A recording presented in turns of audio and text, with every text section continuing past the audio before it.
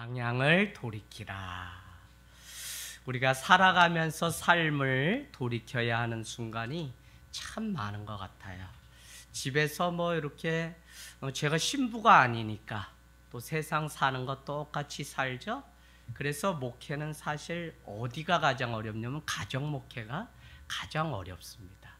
근데 가만히 생각해 봐요. 하나님이 에덴 동산에 가정도 세우시고 교회도 세우셨는데 언젠가 여러분께 말씀드린 것처럼 그리스도인이 된다는 것은 가정과 교회 공동체 안에서 온전한 삶을 살아가야 되는 숙제가 있습니다. 그래서 이 많은 과정들을 다 생략한 채 우리가 천국 구원을 얻는 백성이 되는 것이 아니라 이 과정들을 다 성실하게 살아낼 때 우리는 온전한 그리스도인이 될 수 있다는 것입니다. 때로는 그냥 하지 말아야 될 말, 때로는 분을 품지 말아야 될 것, 때로는 축복해야 되는 그런 일조차도 쉽게 내 마음대로 되지 않으면 참 후회가 마음속에. 그래서 저 같은 사람도 이렇게 싫은 소리하고 뭘 하면 이게 제법 오래가는 사람이에요. 아유, 그땐 내가 하지 말았어야 되는데 그걸 왜 그랬을까? 그래도 이제 겨우 그래도 잘 살아내는 게 아직까지는 집사람하고는 이렇게 토닥토닥 싸우지 않고 살아내니까 그냥 이만큼이라도 목회를 앞에서 하는 거지, 참 가정 안에서 후회할 일이 남게 되면 안 되더라고요. 여러분, 지금의 내 모습이 하나님 편에 서 있지 않으면 우리는 돌이켜야 되는 그것 앞에서 계속적으로 후회를 합니다. 언젠가 수련회를 앞두고 젊은 청년들에게 질문거리가 있으면 문자를 보내라 라고 했더니 한 자매가 저에게 문자가 이렇게 왔습니다. 목사님, 하나님을 믿으면 구원의 감격과 기쁨이 있어야 되는데 저는 제가 죄에 대해서 예민해서 그런지 내가 죄를 지었구나 하면 밤새 잠을 못 자고 괴롭습니다. 이 문제를 어떻게 해결해야 될까요? 라고 이렇게 문자가 왔어요. 언젠가는 어떤 자매는 너무 상심해서 그 삶에 정말 죽고 싶은 그 마음이 있다고 상담을 의뢰해오는 문자를 받은 적이 있습니다. 저는 이 문자를 받고는 그 자매를 위해서 정말 복음이 무엇인지, 우리가 복음 안에서 내가 회개하고 돌이켜야 될 상황을 알고 있다면 그 회개를 통해 우리는 오히려 자유함을 누릴 수 있는데, 복음이 아니라 윤리적이고 도덕적인 것을 마치 복음으로 오해하고 내가 무엇을 해야 하는 것을 하지 못했기 때문에 자꾸 이것이 나를 죄스럽게 누르다 보면, 특별히 어머니 아버지의 신앙이 되게 심할 정도로 도덕적이고 윤리적인 삶을 살아가는 분이라면 하나님이 어떤 죄라도 용서하는 그 복음의 참 의미를 알지 못한 채 신앙도 의무적으로 해오다가 이와 같은 일들이 생기게 됩니다. 그래서 제가 한 자매는 상담을 하다가 계속적으로 너무 큰 수치심에 빠져서 기도 중에 그 자매에게 그렇게 질문했습니다. 혹시 혼전순결에 문제가 생겼나요? 했더니 100%였어요.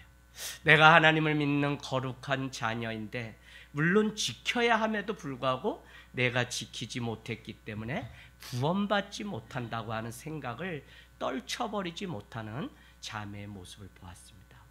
그런가 하면 내가 구원의 그 감격과 기쁨을 누려야 하는데 누리지 못하는 거예요. 내가 회개도 하고 주님 앞에 다시 와서 예배도 하고 말씀도 보는데 내 삶의 기쁨이 일어나지 않고 죄가 자꾸 내 발목을 붙들기 때문에 힘들고 괴롭다는 한 젊은 청년의 모습을 보면서 정말 회개할 수 있는 이 은혜를 알지 못하면 우리는 죄책감과 수치심에 사로잡혀서 아무것도 아닌 나로 살아가고 있는 것을 우리는 보게 됩니다.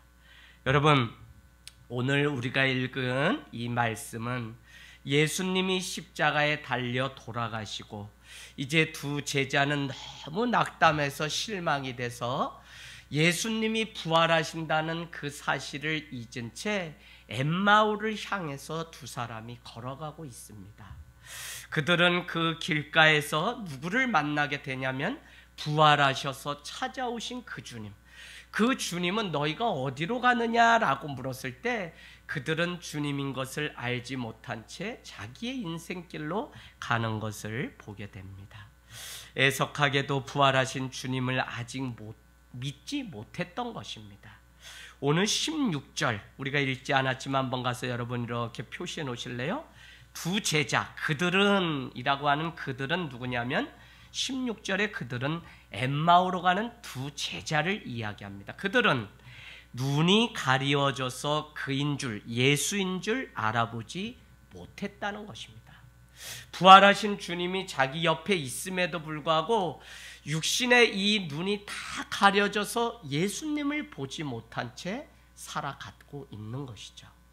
저는 문득 이것이 다른 사람의 이야기가 아니라 거룩하신 성령님 가운데 조명받고 살아가고 깨어있지 못하면 내 삶이, 우리 삶이 바로 이와 같이 눈이 어두워져서 나와 함께 계신 그 주님을 보지 못하는 것 같아요. 주님이 우리 가운데 계시지 않으면 우리 안에 평강이 아니라 우리 안에 근심과 염려가 가득 차는 것을 우리는 보게 됩니다. 물론 31절에 여러분 가서 또 표시해 볼까요? 드디어 그들의 눈이 밝아져서 예수인 줄 알았다는 것입니다. 여러분 거기 한번 표시해 놓으세요. 그러니까 이 눈이라는 것은 육신의 눈이 밝아진 게 아니라 우리는 두 가지의 눈이 있습니다. 그 하나는 우리가 이렇게 육안으로 보는 육신의 눈이 있겠지만 반드시 예수님은 영적인 안목이 영안이 열려야만 보고 만날 수 있는 분입니다. 그렇기 때문에 오늘 주님은 39절에 내 손과 발을 보고 나인 줄 알라. 또 나를 만져보라. 영은 살과 뼈가 없으되 너희 보는 바와 같이 나는 있도다. 뭐 이렇게 육신의 몸을 띠고 막 있는 그런 것이라고 얘기하지 않고 영은 영적인 이 안목이 열려서 보는 그 예수는 그런 모습이 아니라는 거예요. 그러면서 여러분 이 예수는 영적인 눈이 한 번 더 열려야만 볼 수 있는 거.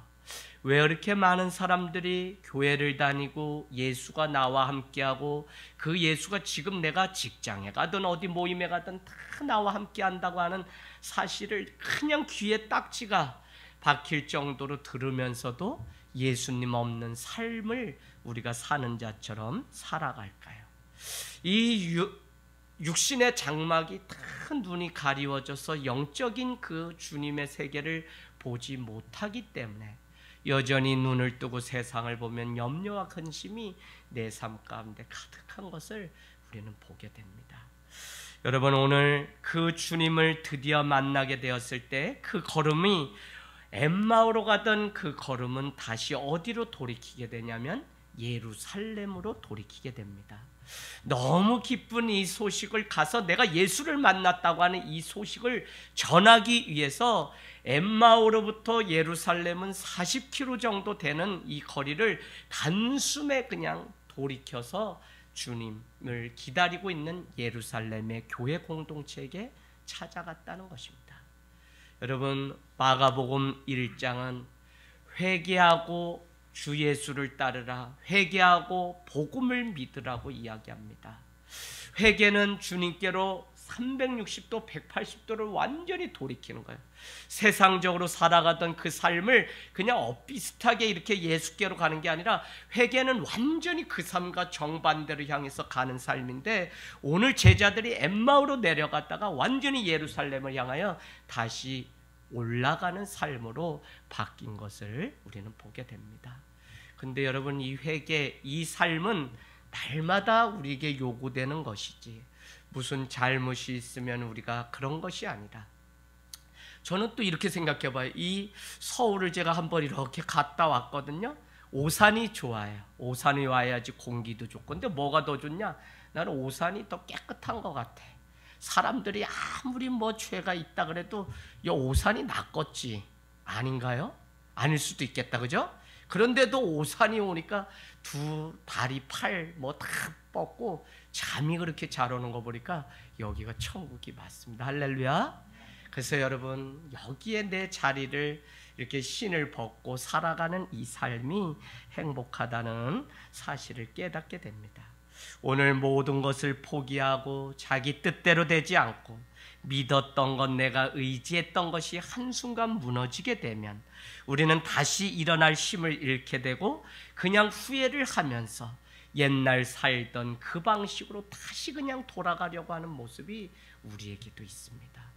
여러분, 오늘 제자들은 골고다 언덕을 올라가서 거기에 달리신 예수 십자가를 분명히 잡아야만 구원을 얻는데, 그들은 올라가다 예수가 죽었다는 그 소식을 듣고는 자기가 살아가던 갈릴리 그 바다에 다시 고기를 잡던 옛 자리로 돌아갔다는 것을 우리는 요한복음을 통해서 알 수 있습니다. 오늘 두 제자는 예수님의 죽음을 보고 엠마오로 간 것입니다. 그러나 그들이 부활하신 주님을 보고 너무 놀랍게 여기게 되고 이 기쁜 소식을 전하기 위해서 다시 예루살렘으로 올라갔다는 것입니다. 33절 여러분 한번 이렇게 표시해 놓으세요. 곧 그때로 일어나 예루살렘에 돌아가 보니 11 제자 및 그들과 함께한 자들이 여전히 모여 있다는 것입니다. 그들은 여전히 예수 그리스도의 오심을 기다리고, 예수님은 인간의 몸으로 처음 이 땅에 오셨어요. 이걸 우리는 초림이라고 합니다. 예수 그리스도는 언제 또 오셨어요? 죽었다 사흘 만에 부활하셔서 이 땅에 다시 오셨어요. 부활입니다. 근데 우리가 믿는 또 한 번의 오심을 기다리는 걸 뭐라 그래요? 재림이라 그래요. 주님은 마지막에 믿는 자를 심판하여 이렇게 가려내기 위해서 재림의 주님으로 다시 오세요. 그래서 우리가 오늘 이 예루살렘에 모였다고 하는 이 공동체, 마가의 다락방에 모였던 공동체는 다시 오실 그 주님을 기다리는 공동체였다는 것입니다. 하늘 땅 교회가 땅에서도 하늘을 품고 산다고 하는 그 의미는 다시 오실 주님을 대망하며 기다리는 공동체라는 의미입니다. 그래서 언제 올지 모르지만 오늘 이 예배 가운데 오시기를 사모하는 안나의 심정으로 그 주님을 만나기 전에는 내가 이 자리를 떠날 수 없다고 하는 자들의 모임이 예배 공동체고요. 그 교회가 하늘 땅 교회가 되기를 원합니다. 여러분 35절 가보세요. 두 사람도 길에서 된 일과, 된 일은 뭐예요? 예수님 만난 얘기입니다. 예수께서 떡을 떼심으로 자기들에게 알려지신 것을 말하기 시작합니다. 얼마나 흥분이 됐는지, 내가 길에서 봤어. 난 엠마오로 갔다가 그 예수님을 만났는데 그분이 떡을 떼주시더라.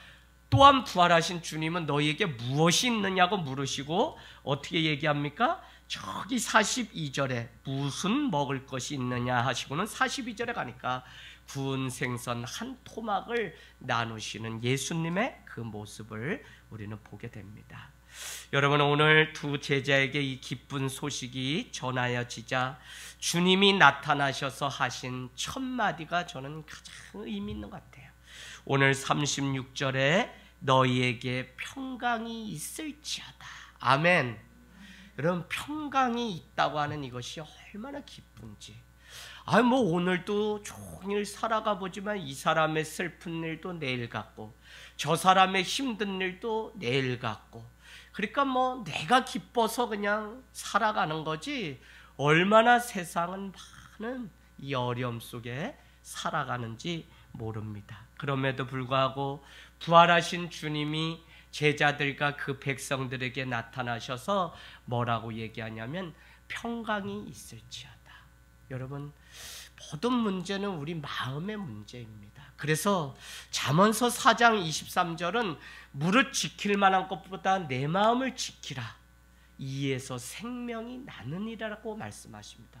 요한복음 16장 33절은 너희가 세상에서는 환난을 당하나 담대하라. 내가 세상 끝날까지 너희와 함께하리라. 세상이 줄 수 없는 평안을 너에게, 평강을 준다고 주님이 약속하신 이유는 무엇이냐면 그만큼 이 땅에서 살아가는 우리의 삶은 늘 요동하고 늘 무너지기 마련입니다.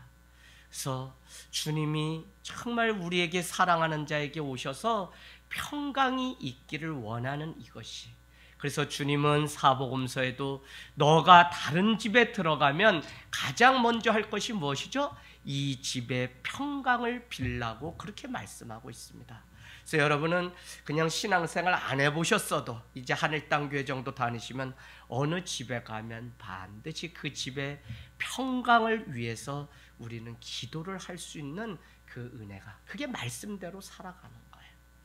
여러분, 제자들에게 평강이 있으라라고 할 때 이 제자들은 막 밤에 나타난 유령도 풍랑이 치는 그 가운데서 주무시는 주님도 흔들어 깨워보고 죽은 나사로도 보고 얼마나 많은 일들을 겪은 자인지 모릅니다.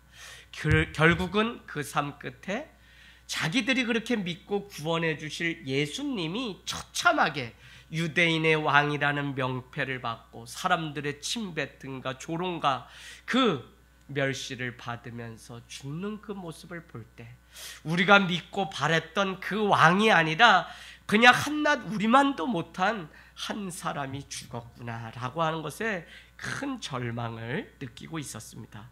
그럼에도 불구하고 주님은 너의 삶의 자리가 어떤 자리든지, 너 앞에 펼쳐진 그 환경이 어떤 환경에 놓여 있든지 주의 평강이 너를 주장하기를 원한다고 하는 그 은혜를, 하늘에는 영광이요 땅에는 평화로다. 주님이 오셔서 우리에게 누가복음이 전해준 것이 뭐냐면 평화, 평강, 평안을 우리에게 계속적으로 말하는 것은 이 땅에서의 삶은 그냥 육신의 눈으로만 보면 죽을 일밖에 없어요. 그냥 뭐 누가 영광 주고 상 주는 것도 아니에요. 그러나 영안이 열려서 내가 걷고 있는 이 길조차도 하나님이 함께 하시고 또 계획이 있겠지 하는 이것 때문에 참고 기다리고 주의 평강이 나를 주장하도록 우리는 이끌어가는 거지. 그래서 이 예배가 중요해요. 그래서 우리가 그래도 힘들고 어려워도 다시 주님 앞에 나와서 주님의 은혜로 다시 우리가 회복되고 돌이키는 삶을 사는 일이 얼마나 중요한지 모릅니다. 할렐루야. 여러분, 날마다 주님의 평강이 우리 가운데 있기를 원합니다. 평강을 빌고 평강을 나눠줄 수 있는 사람이 진짜 주님의 제자입니다. 어디 가도 마음 편한 것 없고 눈물 있고 다툼 있고 시기와 멸시만, 이 교회 안에서도 그렇다니까요. 그래서 여러분이 눈을 크게 뜨고 누구를 도와야 돼. 그냥 막 돕는 게 아니라 누가 정말, 왜요? 나도 과부일 수 있어요. 나도 고아가 될 수 있어요. 나도 첫 등록금이 없어서 학교 못 갈 뻔한 적이 있어요. 나도 혼자 남편을 떠나보내고 혼자 외로운 삶을 살아갈 수 있어요. 그래서 우리가 눈을 크게 열고 평강이 나를 주장하면 정말 함께 친구 되고 손잡아야 될 사람이 누구인지 보게 돼요. 그래서 여러분, 목회자들 위해서 기도해 주시고, 특별히 하늘땅교회는 감사한 게 부자들만 다 오면 좋잖아요. 또 좋지 뭐, 그죠? 근데 하나님 나라는 그렇지 않아요. 근데 난 알겠어. 이제 개척하니까 알겠어요. 아픈 자 왜 보냈냐면 그분 때문에 야, 너 건강한 거 감사하고 그분이 기도하라고 우리에게 보내주신 거예요. 가난한 자가 왔잖아요. 왜 그랬겠어요? 야, 너 지금 밥 3끼 먹는 거 감사하게 생각해. 뭐 그냥 천장에서 물 떨어진다고 그것 때문에 평강 뺏기지 말고. 저는 그냥 우리 교회 뭐 또 키도 크고 뭐 쬐꼬마고 다 막 고만고만한 사람들끼리 그냥 다 모였어서 뭐가 요새는 감사하냐면 할머니도 계시고 할아버지도 계시고 언나도 계시고 요 쬐꼬만 애들도 또 수아처럼 찡찡이도 있고 뭐 다 그래요. 막 또 그냥 요 같이 밥 먹다가 또 나는 뭐 팔이 안 움직여요. 수술하러 가요. 또 아프다고 이러는 분도 있고 뭐 별 사람이 다 있어요. 우리 집안에도 그렇잖아요. 근데 그게 다 기도 제목이 돼서 우리가 주의 평강이 우리를 주장하게 하고, 그렇기 때문에 뭐라 그래요?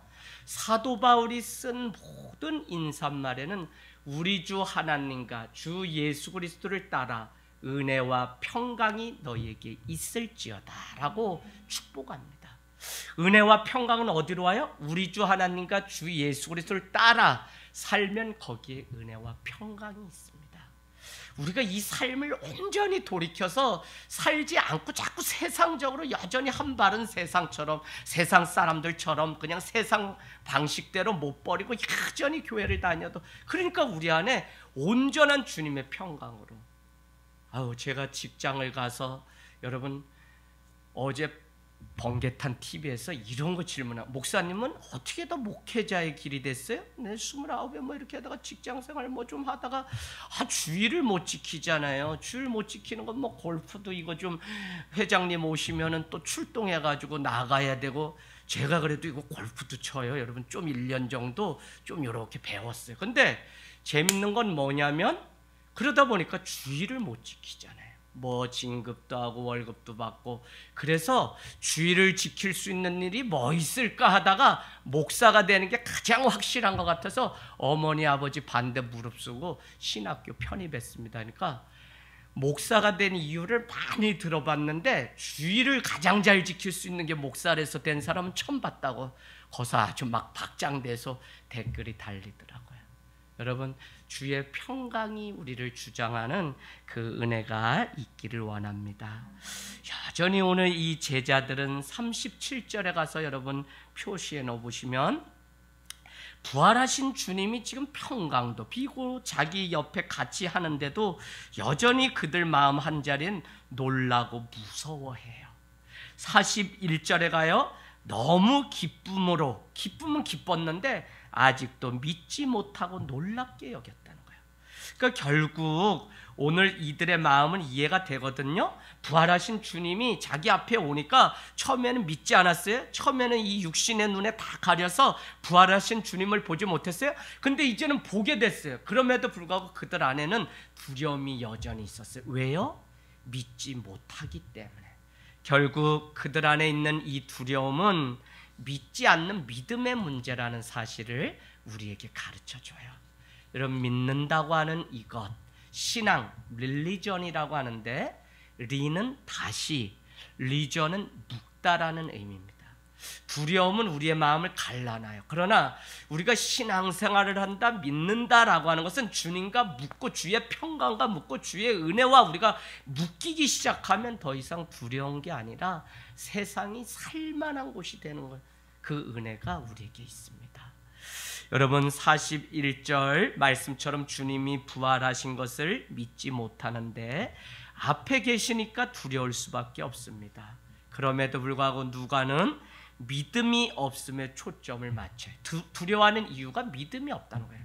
그래서 그들이 뭐를 해야 되냐면, 오늘 누가복음 끝에 보니까 너희는 이 모든 일의 증인인데 이 자리를 떠나지 말고 주의 성령 위로부터 부어주시는 은혜가 임할 때까지 너희는 그 성을 떠나지 말라고 말씀해요. 왜요?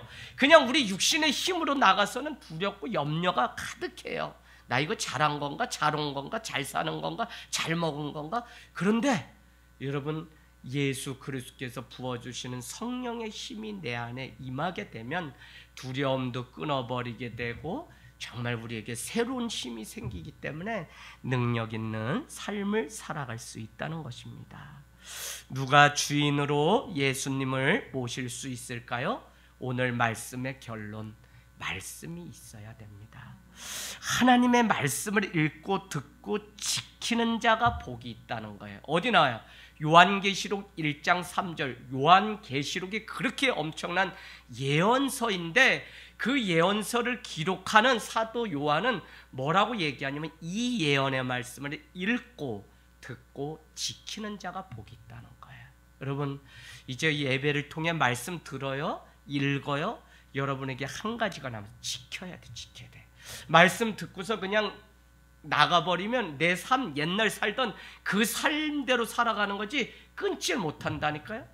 제가 직장 생활하면서 괴로운 게 뭐냐면 자꾸 술 모임이 생겨요. 제 술 모임 나가면 안 먹어. 그리고 사람들이 또 수요일이고 막 이러면 제가 기도하고 교회 가는 걸 다 알아서 별명이 직장 내에서도 목사인데 그걸 거절을 할 수가 없으니까 또 제가 집안 대대로 조상 대대로 외가 쪽이 먹었다면 말로 드시는 분이에요. 그래서 외할아버지 외삼촌이 뭐 술 많이 드시는 게 그냥 자랑인 것처럼, 그래서 아주 좋은 족보를 가진 것처럼 늘 그런 집안에서 했으니 먹었다면 대병 한 병이지. 이걸 언제부터 먹었냐? 고등학교. 외로움을 일찍 알았다니까요. 누나가 시집 갔어, 저를 두고서. 그러니까 어떻게 해요? 그거 외롭잖아요. 그래서 또 뭐 이거 얘기하기도 그렇다. 선생님이 자율학습 지도하던 선생님이 그냥 이름도 길, 언덕 뭐 이런 건데 그냥 동국대 나오셔서 선생님을 하셔야 된다. 한 9년을 이거 돌을 닦다가 늦게 선생님으로 돌아오셨으니까 그냥 제 삶을 알고 또 뭐가 좋으셨는지 모란 장날이면 이거 한번 가자고 학생 제자한테 또 그래서 제가 또 초실적부터 또 9살에 이미 먹어보고 또 배고파리 또 깨고 술 먹고 취해가지고 엄마가 정심에 이거 막걸리 이거 받아다 놓고 누나들은 쇠가 빠지게 일하는데 너는 저기 또랑에 시원하게 막걸리 담가놨으니까 그거 잘 지키고 있었는데 그것도 지키고 있는데 그냥 있어요. 가지 잡는 것도 한두 시간이지. 그거 먹었다면 아주 시원하고 달다고 피곤하지 않다는 얘기가 생각나서 그것도 내가 반말 정도 홀짝홀짝 먹었더니 엄마가 봉춘아 밥 먹자. 예 엄마. 그랬는데 벌써 하늘에 막 별이 둥둥. 엄마인데 가다가 내가 자빠져가지고 여기를 그냥 호박을 날렸더니 그래서 술을 그냥 9살에 그냥 끊기로 내가 결심했는데 그거를 또 먹었어. 고3에 교회를 다니는데도 토요일날 은혜를 얼마나 받는지. 근데 친구들 막 재수하는 애들이 돈이 좀 생겼는지 전화가 와요. 뭐 삐삐가 그 당시 그래도 있는 거죠. 그리고 와요. 시청 어디 호프집으로 오라는 거야.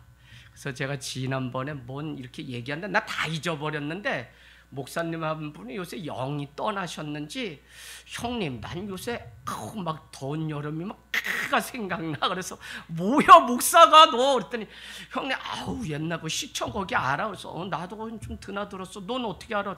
형 나도 신학교 다니면서도 방황했었어. 근데 거기 시원한 생맥주가 그렇게 생각난대요. 난 잊었어요. 어쨌거나 그렇게 옛날 그 삶을 버리지 못해서 날마다 직장 생활하는데 괴롭더라고요. 근데 여러분 내 삶이 바뀌고 주님께로 가니까 옛 습관이 끊어지는 것을 보게 됩니다. 그것은 뭐냐면 말씀이 내 삶 가운데 지켜지는 삶을 살게 된 거예요. 44절에 가보면 오늘 말씀 44절 가보세요. 또 이르시되 내가 너희와 함께 있을 때에 너희에게 말한 바 곧 모세의 율법과 선지자의 글과 시편에 나를 가리켜 기록된 모든 것이 이루어져야 하리라 한 말이 어떻게 해요? 이것이라는 거예요. 부활하신 이것, 그러니까 부활해서 너희 앞에 나타난다고 하는 이것이 어디에 돼 있냐면 구약의 말씀에 모세의 율법과 선지자의 글과 시편, 즉 구약에 이미 다 예수 그리스도의 오심에 대해서 기록해 놓았고 그분의 탄생, 사역, 죽음, 부활에 대해서 이미 구약에 다 기록된 그것이 그대로 응하여서 왔다는 거예요. 그러니까 누가 그 부활의 사실을 믿고 내 삶 가운데 이걸 늘 우리가 정말 난 부활할 수 있어, 나 구원받을 수 있어, 누가 할 수 있냐면 바로 이 말씀이 우리 가운데 약속의 말씀, 커버넌트, 언약이 우리의 삶을 움직이고 우리의 삶을 흔들 때 우리는 그 말씀대로 되어지는 것을 믿을 수 있다는 것입니다. 여러분 그 말씀이 내 삶에 와서 진리로 다가오면 우리는 돌이키게 돼요. 예수 믿고 삶이 돌이키는 방법은 우리의 노력으로는 불가능해요. 예배 듣고 말씀을 막 지키려고 노력하지만 어렵습니다. 그래서 45절에 가보니까 이에 그들의 마음을 열어 성경을 깨닫게 하셨다고 하는 말씀 구절이 우리에게 나와 있습니다. 45절. 그렇죠. 뭐가 임하면요, 이 말씀이 내 삶 가운데 있으면 이에 그들의 마음이 열리기 시작하고 성경의 말씀이 무엇인지 깨닫게 된다는 것입니다. 여러분 오늘 말씀 제목은 방향을 돌이키라입니다. 우리가 예수를 믿고 신앙생활을 하면 사실은 방향이라는 것은 한번 틀어지면 조금만 틀어져도 완전히 목적지가 달라지는 거예요. 그래서 우리에게 요즘 21세기 최첨단 누가 등장했어요? 네? 내비게이션 그녀가 상냥하게 막 조금이라도 다른 길 가면 뭐라 그래요? 엥 하면서 빨리 틀으라고 도르라고 유턴하세요. 막 그녀 얼마나 승질을 내면서 예쁜 소리 다 막 이렇게 막 그리고 막 빨간불에 반짝반짝 막 하면서 막 벌금 문다고 막, 그죠? 얼마나 상냥한 그녀인지 몰라요. 여러분, 그게 뭐냐면 돌이키라는 거예요. 돌이키라. 방향이 조금이라도 틀어지면 목적지가 달라지기 때문에. 그래서 우리가 신앙을 한다고 예수를 믿는다는 것은 목적지가 분명해야 되는데 그건 오직 예수에는 없어요. 다른 것이 목적지가 아니라 예수님께로 가고 예수님을 믿고 예수님 때문에 구원받는 이거 외에는 우리가 다른 것 때문에 교회 다니는 게 아니에요. 기독, 이게 뭐냐면 예수 그리스도를 얘기하는데 우리가 예수 그리스도의 이름으로 기도한다든지 하나님의 이름으로도 아니에요. 그래서 분명하게 우리가 아셔야 되는데 우리 기독교는 유대교도 하나님 믿고 우리도 하나님 믿어요. 그러나 우리가 더 정확하게 믿는 건 뭐냐, 그의 아들 예수 그리스도가 우리를 위해 십자가에 달려 돌아가시고 우리는 그분을 믿어야만 구원을 얻는다는 것이기 때문에 세상에 썩 없어질 그것을 향해서 계속가는 삶을 위해 신앙을 이용하는 것이 아니라 부자가 되고 뭐 자식이 잘 되고 이게 아니라 정말 우리 삶은 초라하고 누추해도 그 길이 외롭고 힘들어도 예수의 길, 헤오도스, 그 길을 가기 위해서 지금 우리가 갈릴리의 길, 그 길 헤오도스입니다. 그 예수님이 가신 그 척박한 광야길을 따르면서 40일 사순절을 보내고 있는데요, 우리가 그 길로 가야 된다. 그래서 여러분, 우리의 방향이 예수를 향해서 가지 않으면 우리는 아무리 이 땅에서 잘 믿었다고 해도 그건 우리 믿음일 뿐이지 하나님과 상관없는 믿음이 된다는 것입니다. 저는 오늘 마음이 열렸다, 성경을 깨달았다 하는 이것이 너무 중요한데, 깨달았다고 하는 것이 그냥 그 사실을 알고 예수님의 그 사건 줄거리를 아는 차원이 아닙니다. 에베소서 4장으로 우리 가볼까요? 제가 오늘 구원과 관련해서 명확하게 두 가지만 딱 말씀드리고 마칠게요. 에베소서 4장 21절 24절. 에베소서, 에베소서. 네. 아이를 잘 낳지 못하는 가정은 에베소서 읽으라 그랬죠? 네. 또 어머니가 며느리 부를 때 니에미야 이렇게 부르죠. 니에미야. 요거 다 쌍팔년도에 지나간 할아버지 목사님들 개그에 이런 거 웃으시면 안 돼요. 자, 찾으셨나요? 에베소서 4장 21절에서 24절 제가 한번 읽어볼게요. 진리는 뭐냐면 예수 그리스도입니다. 말씀이에요. 진리가 예수 안에 있는 것 같이 너희가 참으로 그에게서 낳고, 예수 그리스도 안에서 낳고 말씀 안에서 낳고 이제는 듣고 또한 예수 그리스도 안에서 가르침을 받을진대.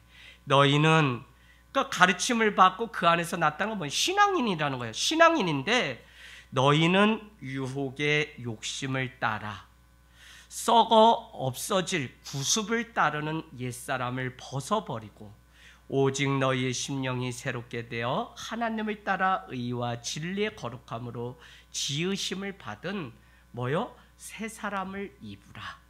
신약 몇 페이지에 나와 있죠? 이거요? 네? 314페이지 펴놓으시고 여러분 이렇게 쳐놓으세요. 이거 되게 중요합니다. 진리가 예수 안에 있는 것 같이 너희도 참으로 그의 안에서 듣고, 그죠? 또한 그 안에서 가르침을 받을진대. 우리처럼 이렇게 가르침을 받을진대. 너희는 유혹의 욕심을 따라 썩어져가는 구습을 따르는 옛사람, 예수 믿기 전에 행하던 옛사람을 이젠 벗어버리고 오직 너희의 심령을 새롭게 되어 하나님을 따라 의와 진리의 거룩함으로 지으심을 받은 새 사람이 되라는 거예요. 새 사람이 되려면 삶의 방향과 목적을 돌이켜야 돼요. 썩어 없어질 세상의 유혹의 욕심, 썩어 없어질 옛 습관, 구습 뭐예요? 내가 옛날부터 계속 살아오던 거. 사람들이 왜 안 바뀌냐면 자꾸 옛날 거 지금까지. 이게 교회를 다니는 거지. 나 깜짝 놀랐어요. 여러분, 국민일보에 이렇게 조사를 했는데 신정 초에 이렇게 뭐라 그러죠? 이렇게 보는 거 있죠? 사주팔자. 이거 보는 거 기독교인들이 엄청 많대. 요새 여기 이렇게 타로인가 거기 드나드는 사람이요 교회에 많아요. 이게 다 구습이에요. 구습. 그죠? 구습. 동지 팥달 동지 팥죽을 꼭 먹어야 되고, 이사 가려면 또 붉은 거 먹어야 돼. 그래서 우리 어머니 어디가 계시나 했더니 이모님이 여름에 산사태로 돌아가시고 집을 이종 사촌 형님이 새로 줬는데, 이모 우리 집 와서 붉은 팥죽 좀 써줘. 이래서 우리 어머니가 이제 겨우 교회 다니면서 옛날 습관 버리려고 했었는데, 형님이 또 부탁해가지고 가서 지금 이거 돌리고 계세요. 이거 팥죽 타지 말라고.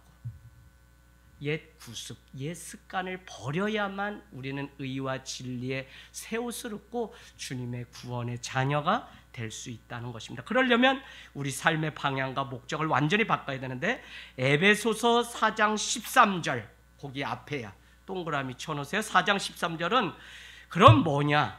우리가 다 하나님의 아들을 믿는 것과 아는 일이, 믿는 거 있어요. 우리가 믿어요. 근데 아는 것, 이것이 하나가 되어서, 이제 믿는 것 따로 아는 것 따로가 아니에요. 알면 어떻게 행하는 것까지를 말하는 거예요. 이게 하나가 돼서 온전한 사람을 이루어 그리스도의 장성한 분량이 충만한 데까지 자라가야 된다. 그러니까 예수 그리스도를 자라가는데 충만한 데까지 우리가 자라가야 돼요.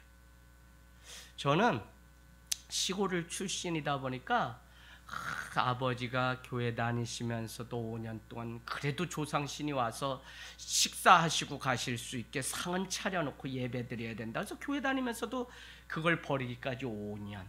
그리고 또 할머니 돌아가시고 뭐 하면, 그리고 상여 나갈 때 바가지 갖다 엎어놓고 요거 그냥 쉐리만 밟아가지고 그 다음에 또 요 출발을. 또 상여가 저기 산소가 저기 있으면 그리로 가면 되잖아요. 가다가 또 눈두렁으로 막 들어가. 그러면 또 가족이 엎드려가지고 애구 하면서 여기서 쌈짓돈 꺼내서 막 상여에다 들이밀어. 그러면 다시 틀어가지고 이렇게 가고. 이런 문화를 하도 많이 봐가지고 골이 아파. 예수 믿으니까 이거 안 하니까 너무 좋아요. 이 옛 습관과 옛 구습을 버리기 위해서 저희 집도 시골에 가면 얼마나 아랫목에 앉아야지 저 사람들 들어오는 저쪽 운목에 앉으면 재수없다. 우리 집 그래요. 그래서 제가 아들이라서 그런 줄 알았더니 아니, 그냥 아랫목에 앉아야지 저 바깥에는 구신이 들어오는 데라서 큰일 납니다. 옛 습관에 얽매여서. 그러면 우리가 믿는 것과 아는 것이 하나가 아니라, 우리가 믿는 것은 예수 그리스도의 말씀 진리인데 그것대로 살지 않는다는 증거예요. 그래서 우리가 이 믿는다고 하는 것은 결국 방향과 목적을 예수 그리스도께로, 교회 다닌다는 것은 방향과 목적을 예수 그리스도로 우리가 정했기 때문에 이제는 교회를 다니면 예수 그리스도를 향해서 살아가는 삶, 거룩한 삶을 향해서 날마다 우리가 노력해야 돼요. 그러니까 매일 회개할 것밖에 없는 겁니다. 오늘 예수님은 두 제자에게 복음을 말씀하십니다. 그 복음은 죄 용서의 부활이에요. 그래서 여러분 47절입니까? 복음은 너무 사랑하셔서 어떤 죄도 용서하시고 또 부활한다는 사실을 가르쳐 주는데, 47절에 보니까 또 예수의 이름으로 죄사함을 받게 하는 회개가 예루살렘에서 시작하여 모든 족속에 전파될 것이라고 기록해 놓았다는 것입니다. 여러분, 예수의 이름으로 죄사함을 받게 하는 회개, 이것이 얼마나 중요한지. 회개라고 하는 것은 지금까지 삶에서 돌이켜서 내가 잘못했다가 아니라 삶의 방향과 목적을 완전히 돌이키는 거예요. 정반대로 가는 겁니다. 지금까지 내 자랑, 내 삶을, 내 자신을 위해서 살아갔다면 이제는 그것조차도 예수 그리스도께로 돌리는 것이 바로 회개고, 그게 신앙이라는 것입니다. 부활하신 주님이 전한 복음은 바로 회개하면 죄사함 받는다는 것이고, 그것을 통해서 진정 죄사함을 받고 회개를 할 때 주님은 뭘 주시냐? 그때부터 우리에게 사명을 주십니다. 그게 뭐냐면 증인이 되는 삶. 48절. 증인은 증거하는 삶이에요. 내가 보고 들은 바를 증거하는 삶인데, 우리가 나가서 뭐 전도한다가 아니라, 전도는 다른 말로 증인이 되어서 증거하는 삶이에요. 그래서 여러분, 이게 부활을 보았고 내가 그의 죽음을 보았고 내가 그의 영광을 보았기 때문에 우리는 당연히 세상 가운데 가서 증거하고 증인으로 살아가는 게, 그러면 자연스럽게 전도를 하는 거죠. 이반젤리컬. 예, 이 복음을 전하는 일을 하게 되는 거지. 무슨 총동원주의 무슨 날이기 때문에 막 연예인 불러놓고 뭐 이래가지고 뭐 전도 한 명씩 안 하면 교인도 아닙니다. 막 이런 게 아니라 정말 우리의 삶에 이 주님의 성령이 임하고 부활을 본 감격이 날마다 있다면, 예, 우리 다 아픔 있어요. 여기 다 아픔 있어요. 권사님, 여기 다. 우리 집사님은 내추럴로 한 달 눈도 못 뜨시고 계시다가 저기 하나님 만나고 오셨죠, 아버님? 만나고 오셨어요. 만나고 오셨지. 또 누구 물어볼까? 우리 박천수 우리 성도님은 이런 일 없으셨어요? 있으셨다 그랬죠? 일찍 또 아프셔가지고 젊은 날에 또 고생 다 하셨다는 얘기 제가 들었어요. 다 그래. 저도 협심증으로 나가 자빠져가지고 일나지를 못해서 이 젊은 사람이 스트레스를 얼마나 받았는지 다 교회 때문에 아파보고 다 그런 과정들이 있어요. 그런데도 오늘 눈 뜨고 이렇게 있어서 건강함으로 여러분과 함께하니 이게 부활이죠.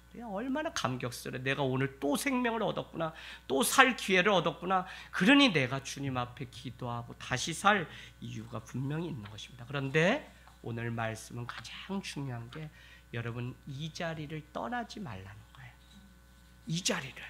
이 자리는 예루살렘이고 이 자리는 은혜의 자리고 이 자리는 평강을 주님이 주신 자리인데 이 자리를 떠나지 말라는 거예요. 이 원리를 모르면 사람들이 힘들고 어려울수록 자꾸 교회로부터 멀리 떨어지고 신앙으로부터 멀리.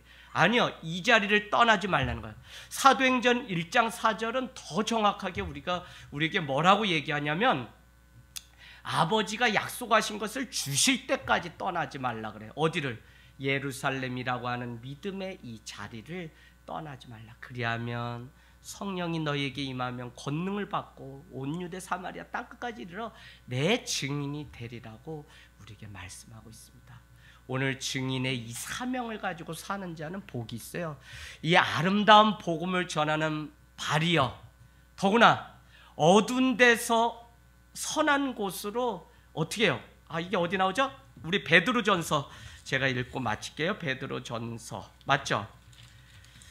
네, 베드로전서 히브리서 베드로전서. 네, 베드로전서. 네, 어디 나와 있나요? 네, 베드로전서 그게 네, 제가 아주 이 말씀을 너무 좋아하는데 네, 9절 2장 9절 베드로전서 2장 9절은 379페이지에 있는데 그러나 너희는 택하신 족속이요 왕같은 제사장들이요 거룩한 나라요 그의 소유가 된 백성이니 이는 너희를 어두운 데서 불러내어 그의 기이한 빛에 들어가게 하신 이에 아름다운 덕을 선포하게 하려고 우리를 왕같은 제사장으로 불러주시고 택한 족속이라고 말씀해 주신다는 겁니다. 여러분 오늘도 우리의 삶의 방향이 우리 이 시간 주님께로 돌아가서 완전히 주님이 받으시고 기뻐하시는 영광된 삶이 될 수 있도록 하루를 살아도 주님의 평강으로 살아갈 수 있도록 주님 도와달라고